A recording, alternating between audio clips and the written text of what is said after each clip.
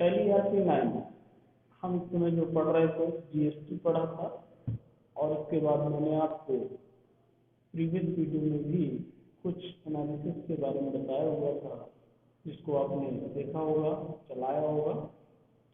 साथ में मैं आपको ये भी बताना चाहूँगा कि यदि जीएसटी में कोई भी प्रॉब्लम हो तो आप मुझसे कमेंट करके पूछ सकते हैं या मैसेज कर सकते हैं। लेकिन सबसे पहले आज जो मैं बात करने जा रहा हूँ ये है कि मैंने आपको एक लाइव असाइनमेंट क्वेश्चन दिया था, लेकिन आप लोगों ने पूरा किया नहीं किया मुझे पता नहीं। किसी ने अभी तक उसका जवाब या आंसर मेरे पास नहीं भेजा है।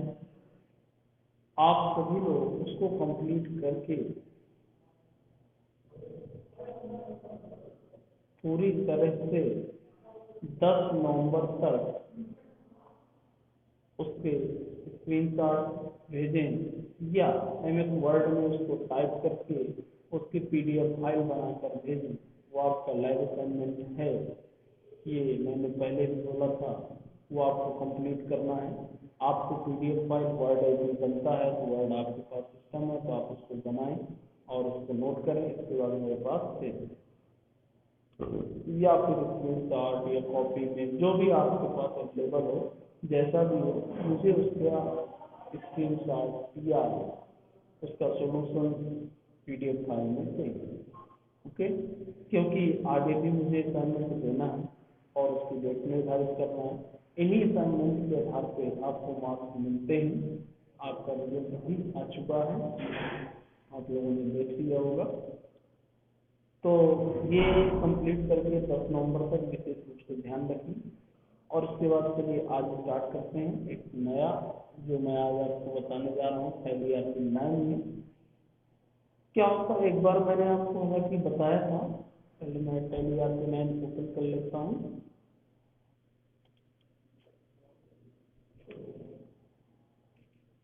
जब टैली ERP 9 में हम वर्क करते हैं और किसी की कोई भी आइटम सेल करने जाते हैं, प्रोडक्ट को सेल करते हैं, उस समय एक मेजर प्रॉब्लम हमारे सामने आती है। उस पर मैं बात करना चाहूँगा आज हम थोड़ा उसके एडवांस फीचर्स के बारे में देखेंगे। इसके पहले मैंने आपको जीएसटी पे वीडियो बना के दिया था, जीएसटी भी बताया था क्या लेबर बनाना है क्या नहीं बनाना है। मान के चलिए कोई भी स्टॉक है हमारे पास, कंपनी चेक कर लेते हैं कौन सी है हमारे पास। 2 कंपनी बनी हुई है इसमें,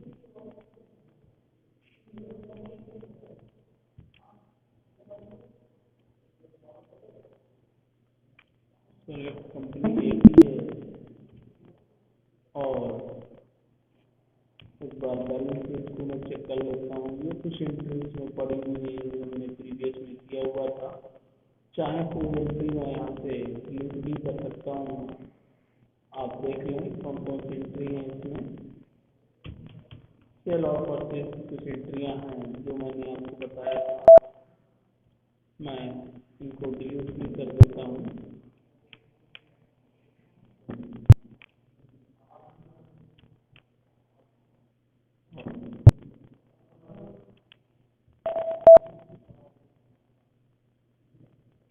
सेल की एंट्री को मैंने डिलीट कर दिया।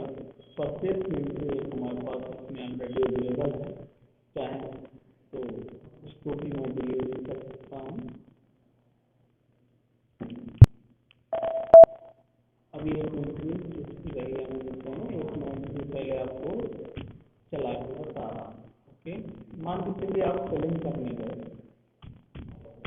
रेफरेंस नंबर दिया, सेल आपको एंट्री करना जहाँ भी आपको करना है आप कर सकते हैं। मध्य प्रदेश में हम सेल कर रहे हैं।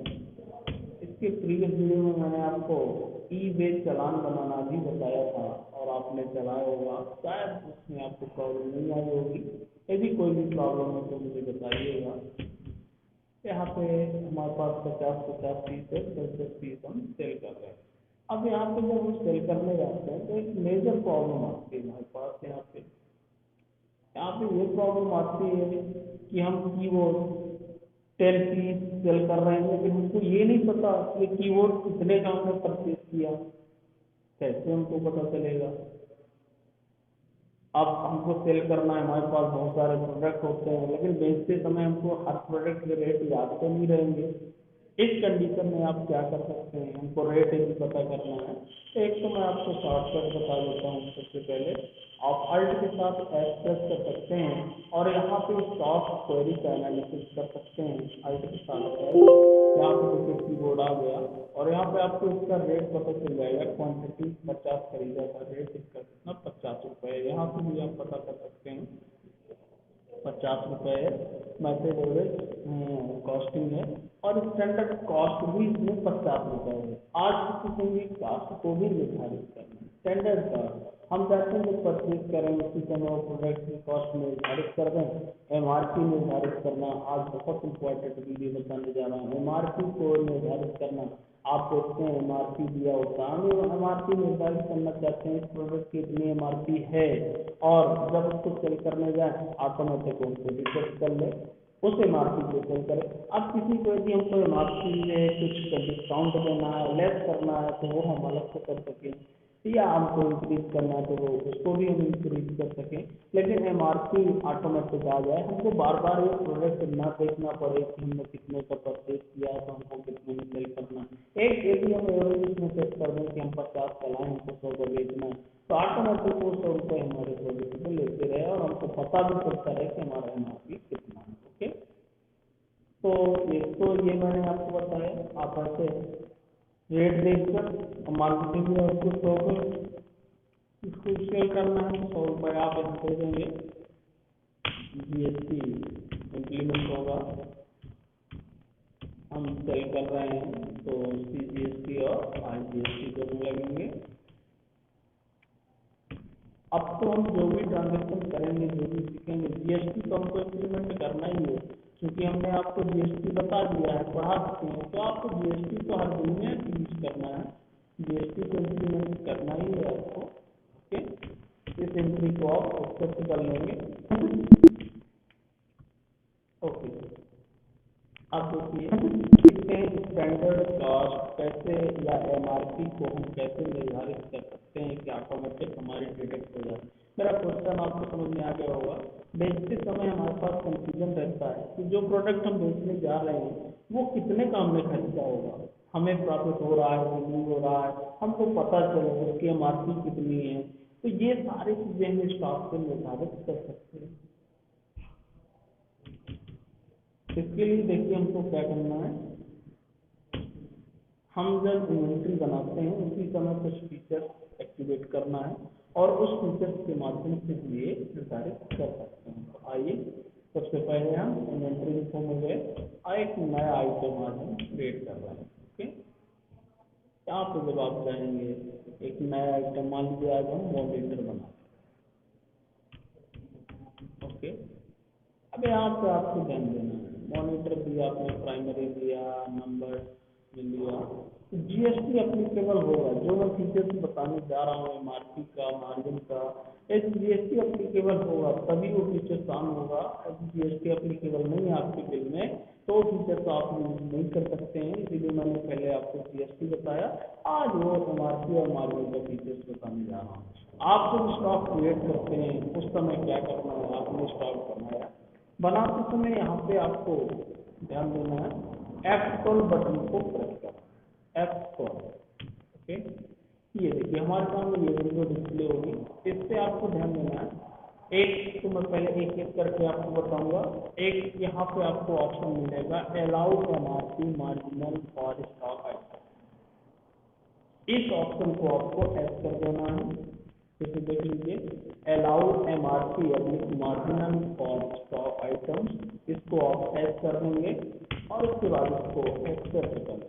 ओके,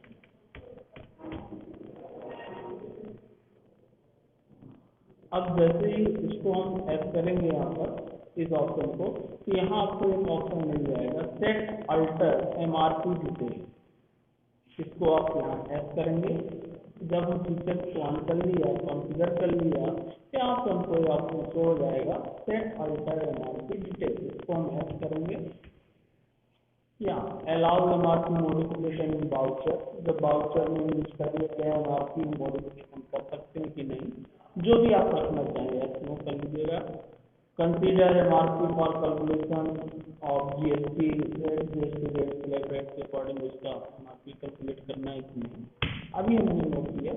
और ये हमने मॉनिटर खरीदा एक एमआरपी हम रख देते हैं मान के चलिए 3000 पर। ओके, ये हमने इसको कब से लागू किया, हमने 1 अप्रैल से लागू किया इसको हम अब मैं एंट्री करने जाऊंगा। अब आप बाउचर को एंट्री करने जाओ, सेल करने जाओ।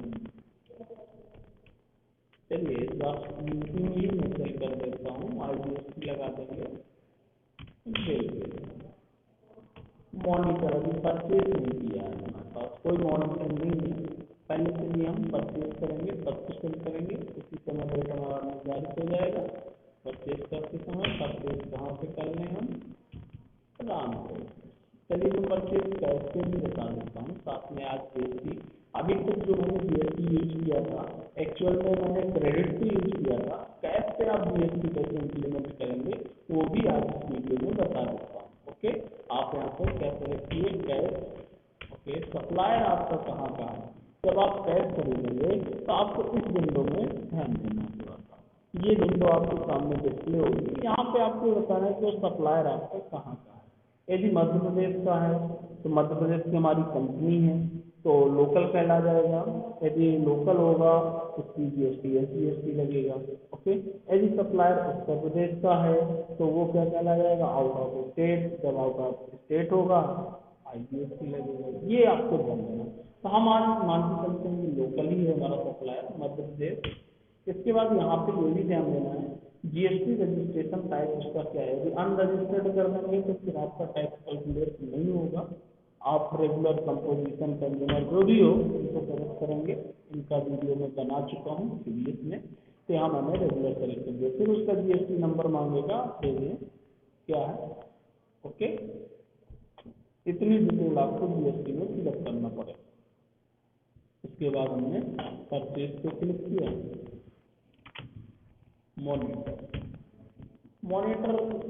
जैसे ही हम सेलेक्ट करेंगे इसकी एमआरपी हम ऑलरेडी फिक्स कर रहे हैं, यहाँ पे आपको शो हो जाएगा एमआरपी मार्जिन 3000।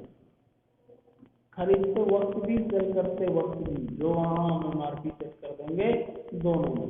अब मान के चलिए हमको उसने बता दिया कि हम 3000 का देंगे प्रोडक्ट, हमने 3000 वहाँ फिक्स कर दिया, एमआरपी उसकी 3000 रखी है बेचने की। वो अब हमको कितने का देता है वो अलग मैटर है।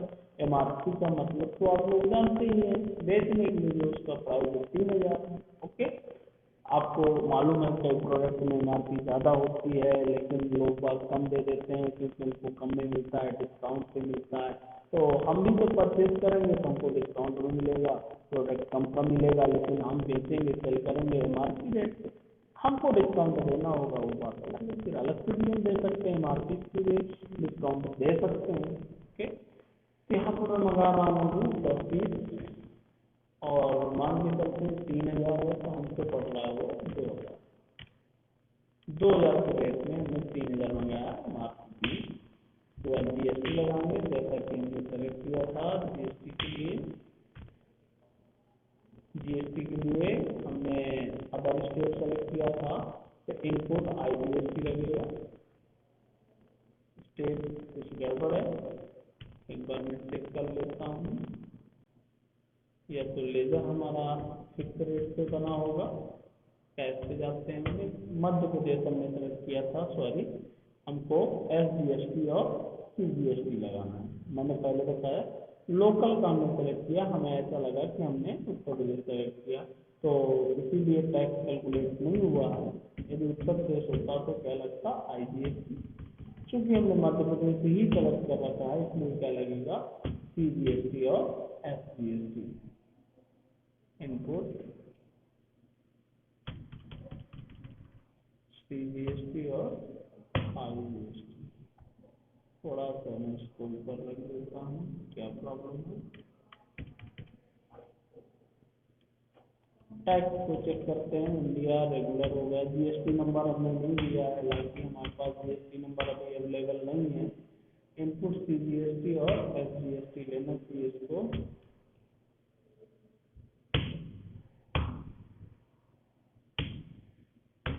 अब मान के चलिए ऐसी प्रॉब्लम आ गई, आपके सामने भी आ गई, टैक्स कैलकुलेट नहीं हो रहा, आपका डाउट क्लियर नहीं हो रहा कहाँ पे, तो आप सीधा यहाँ पे पोजीशन में ये टैक्स एनालिसिस मैंने एक दिन बताया भी था। अब आप यहाँ टैक्स F1 करेंगे, बता देगा। आइटम में देखिए टैक्स हमने सेट नहीं किया, प्रॉब्लम समझ में आ गई। मॉनिटर जो हमने सेट किया था उस समय हमने उसमें क्या सेट कर दिया है, एक्चुअल में हमने उसका एमआरपी तो सेट किया, लेकिन इसमें जीएसटी सेट नहीं है। देखिए कोई टैक्स कैलकुलेशन इसमें नहीं। चलिए बहुत अच्छा हुआ, आप ये भी सीख जाएंगे। मैं एमआरपी, आपको ये प्रॉब्लम फेस होगी, आपको आसानी के साथ इसको सॉल्व कर सकते हैं। यहाँ पे मॉनिटर पे गए, देखिए यहाँ पे टैक्स अप्लीकेबल जीएसटी, यहाँ पे आपने सेट नहीं किया, तो ऐसा करेंगे हम वैल्यू देखिए यहाँ टैक्सेबल वैल्यू सेट नहीं थी ना, उसका कोई रेट सेट था, इसलिए वहाँ टैक्स कैलकुलेट नहीं हो रहा। अब मैं यहाँ पे कर देता हूँ, कितना कर दे इसका, मॉनिटर में भी मान के चलते 18%। अब यदि हम इंक्रीज करेंगे टैक्स हमारा आसानी से कैलकुलेट हो जाएगा। आइए 1 अप्रैल को एंट्री मैं पोस्ट कर रहा हूँ, बाई कैश कर रहा हूँ, मध्य प्रदेश रजिस्टर्ड रेगुलर, ये ध्यान देना है। परचेज आइटम मॉनिटर, कितने पीस, 20 पीस मंगा लेते हैं, कितने में 2000 रुपये का, 40,000 रुपये की, ये आपने दिया। टैक्स में सेलेक्ट करूँगा इनपुट सीजीएसटी, ये देखिए ऑटोमेटिक कैलकुलेट हो गया। टैक्स ना कैलकुलेट होने के 2-3 कारण हो सकते हैं, या तो जो लेजर बना है उसमें परसेंटेज में आपने दे रखा है, या फिर अनरजिस्टर्ड किया है, टैक्सेबल वैल्यू नहीं है, ये मेजर कारण हो सकते हैं। या टैक्स डिफरेंस आ सकता है कि आपका जो टैक्स है वो डिफरेंस, आप टैक्स एनालिसिस यहाँ करके देख सकते हैं, यहाँ आपको बता देगा। देखिए 40,000 में टैक्स लगना है, 7,200 टैक्स लगना है, नए 3600 रुपये 9% आपको टैक्स देना है एज पर कैलकुलेशन। ये यहाँ पे आपको डिटेल मिल जाएगी। ओके,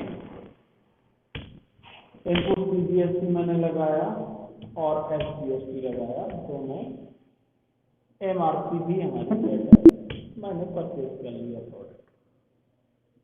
अब प्रोडक्ट को मैं सेल करने जाऊंगा, सेल करने के लिए मैंने एफएक्स कंपनी को प्रेस किया। चलिए सेल मैं यूपी में कर देता हूँ।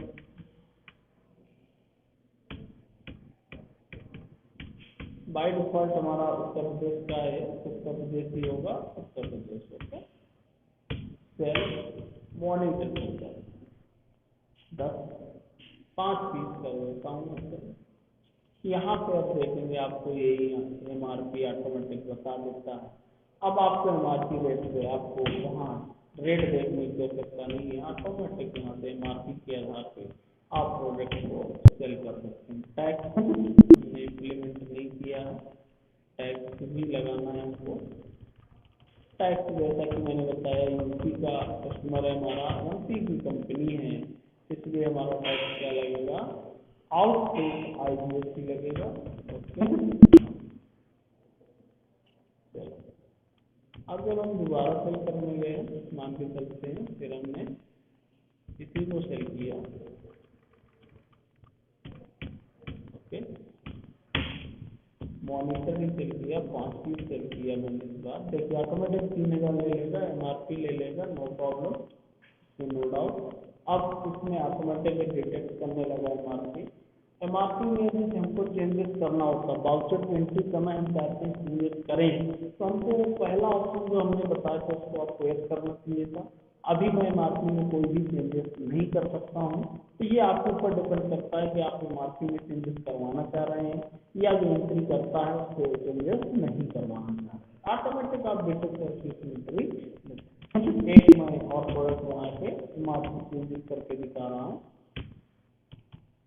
एक नया स्टॉक आइटम बना देता हूँ, S1PS।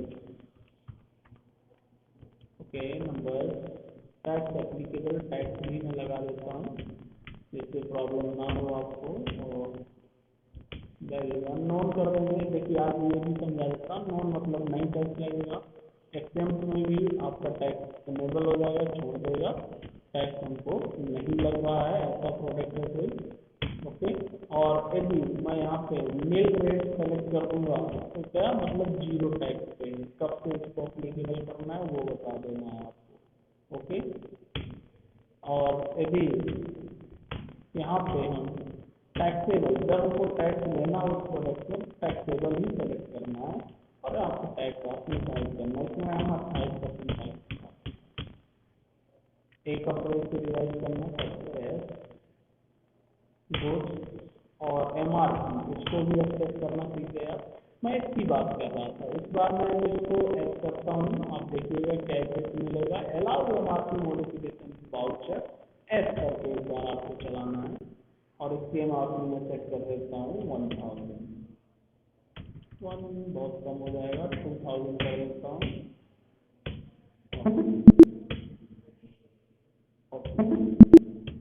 अब इसको हम सेल करने जाते हैं। जब सेल करने हम गए उस कंडीशन में देखिए क्या होगा। चलिए इसको अब कैश में बेच रहे हैं, मध्य प्रदेश के लिए बेच रहे हैं, ध्यान दें। यहाँ रजिस्टर्ड मैंने रेगुलर कर दिया। Okay sale. अभी हमने SMPS परचेज में किया है, एक एंट्री परचेज की पहले पोस्ट कर देता हूँ। कैश में ही परचेज कर लिया मैंने।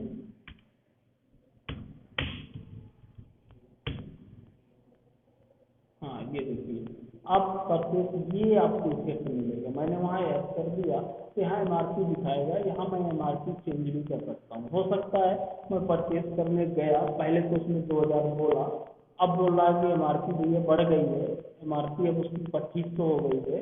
मैं आपको 1500 में ये प्रोडक्ट अब दूंगा, पहले 1000 में हमको देता था। तो अब आपके पास कंडीशन यदि इस ऑप्शन को एक्टिव रखते हैं तो आप इसको चेंज कर सकते हैं। मैं इसको 2500 कर दूंगा। ओके तो देखिए एमआरपी 2500 आ गई। अब मैं इसको 20 पीस खरीद रहा हूँ, हमको उसने दिया 1500। टैक्स इम्प्लीमेंट करना पड़ेगा हमको। इनपुट हमने लोकल से खरीदा है, नो यूपी से खरीदा है। चेक कर लेता हूँ।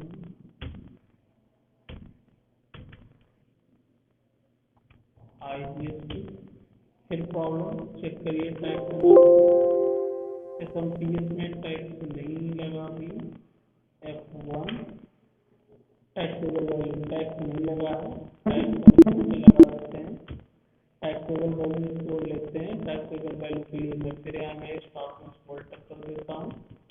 SMPS मैंने यूज किया था, शायद ऐसे नहीं हुआ होगा। अच्छा 14% टैक्स लगाया इसमें। हाँ